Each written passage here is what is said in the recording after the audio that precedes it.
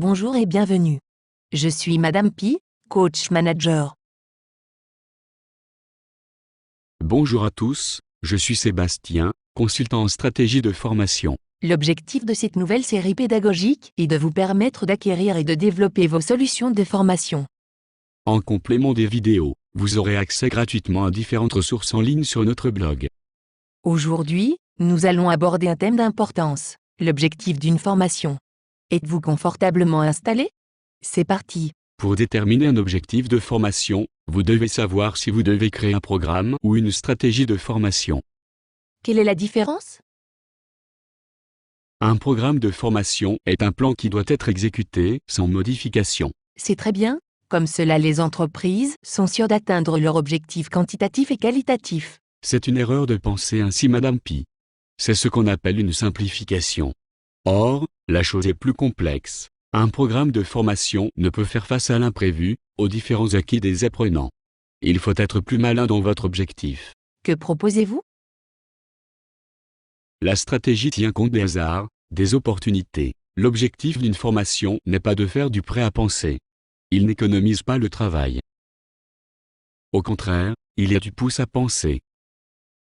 Il permet aux professionnels de s'adapter en permanence et non de s'installer dans une expertise de routine. Le programme dispense de l'apprentissage, il le bloque. De fait, il y a moins d'intelligence et d'initiative là où prédominent les programmes de comportement. C'est une erreur assez répandue en entreprise. En quoi c'est une erreur? Les programmes de formation sont souvent inspirés du behaviorisme.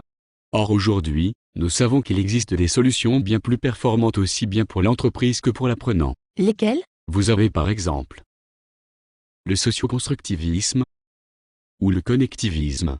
Le rôle de l'andragogue est alors d'accompagner en respectant 5 étapes fondamentales. Les 5 étapes fondamentales? C'est-à-dire? Oui, tout d'abord, faire prendre conscience de l'ignorance afin que l'apprenant accepte de se former véritablement. Ensuite, différents exercices et apports de connaissances par ses pairs ou par l'andragogue pour le faire monter en compétences. Le formateur n'est plus le centre des échanges, mais un régulateur. Ainsi, avec la pratique, l'apprenant arrive à la 4e étape, l'intégration.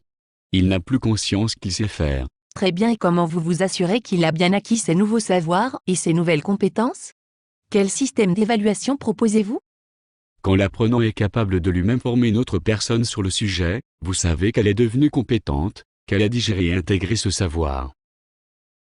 Elle en est devenue le sujet. Le système d'évaluation est alors différent de ceux actuellement pratiqués le plus souvent en entreprise. Très bien, mais concrètement, comment faites-vous? Je travaille avec des chercheurs, des docteurs en formation. Ils développent différents outils pédagogiques et réflexions sur les nouvelles pratiques qui répondent à ces exigences et aux critères économiques des entreprises. Notamment l'impact du plaisir d'apprendre. Si j'ai bien compris, vous proposez de concevoir des plans de stratégie d'apprentissage au lieu de rédiger des plans de formation avec les 5 étapes? C'est exactement cela. Merci Sébastien. Si nos internautes ont des questions, la fonction écrire un commentaire est à cet usage. Nous nous retrouverons prochainement pour une nouvelle vidéo pédagogique. Merci de votre attention. À très bientôt. Merci Madame Pi. À très bientôt.